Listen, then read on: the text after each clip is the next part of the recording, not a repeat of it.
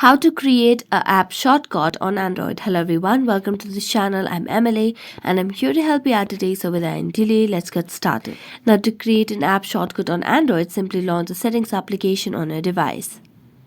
As you do that, scroll down and then tap on the apps option over here.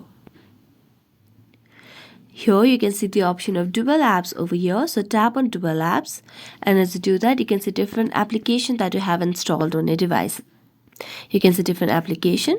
Now for example, if I want to create an app shortcut for Telegram, I'm just going to toggle on this option for Telegram, and this will give you a pop-up that this will require working with Google services and it will be working for Google services. So just tap on turn on. As you do that, you can just go back and check for Telegram over here.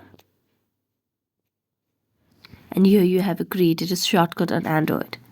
So thank you so much for watching this video. See you next time.